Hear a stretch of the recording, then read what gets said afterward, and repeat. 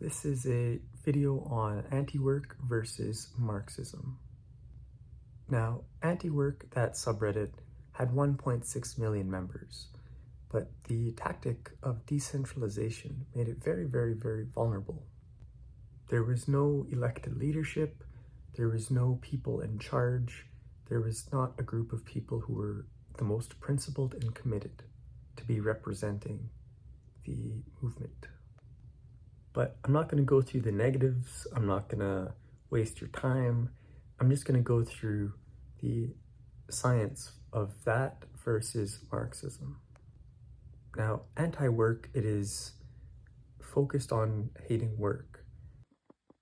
Now, work for an employee broadly sucks balls. They have power over you, they expropriate your labor, and they make all the decisions. This, of course, is under capitalism. So this is centering the West, this is centering our experiences, and it is anecdotal. It is not reflective of work under socialist countries. So this subreddit, it misses the mark. In my writing, I like to write that it is shooting the messenger. This tactic and this tendency happens again and again and again with anarchists and liberals. The other big examples where they shoot the messenger are work, religion, and the state. They don't identify the theoretical development. They don't see how that those things could be applied differently. They see how it is, and they hate it, and they don't go any further than that. So anti-work, it's a little bit opportunistic. It identifies work as sucking, and it says, this sucks, fuck it. And it goes after the energy of everybody else who feels the same way. Now, it's very liberal, and what surrounds us is very, very liberal too. So initially, it starts out very well, and it has a lot of energy. But that energy fades because it is opportunistic. It is not going to go nearly as far as it would be if it was guided by something more principled and scientific, something that's been tested, something that is more committed. In contrast, the Marxist view is much more scientific and much more beautiful. It encompasses everything. The Marxist view, it covers disabled people in the most full way possible. It says that everybody should have all their needs met, whatever they are, and everybody should work to whatever capacity they have. And the first part of that is very big. It is honoring domestic work. It's recognizing that there's more to work than just selling our labor to employers and having them control our labor. Domestic work is huge. And the second part is honoring that everybody has different skills, abilities, and capacities.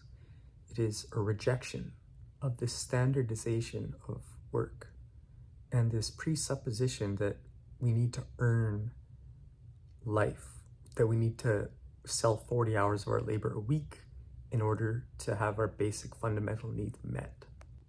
There's also a full discussion to be had about people.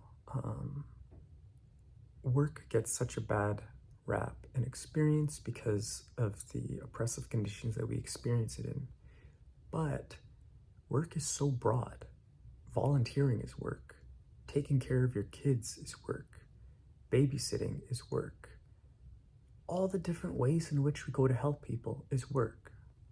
All the time when people are asked what they would do if they won the lottery, they say, oh, I'd buy a house, I'd buy my mom this, I'd buy this, this, this, and this, and then I would open whatever, an animal sanctuary or something, but something to do with work, something that they would enjoy to do in a way that is pro-social and helping humanity. So the important part of this video is not to attack anti-work, it's just to use it as a contrast to see the beauty of Marxism.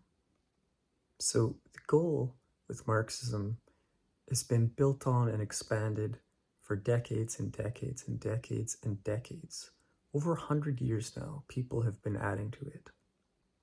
And the Marxist goal that everybody should have all their needs met and they should do the kind of work that they're able to do means something very beautiful.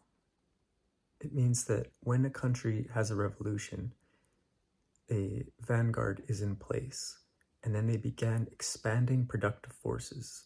They began making things more efficient, and they began massive production. This enables people to have more time for what they want to do. For example, not everybody should be farming, not everybody should be making all their own stuff, not everybody should be cooking for themselves. That is a very individualist way to think. If we massively expand production, we can make things more efficient and give people more time, ability, energy, and money to determine the way they want to live their lives. And the more we expand production in that way and scientifically do it, we can work and work and work and work until everybody has their needs met.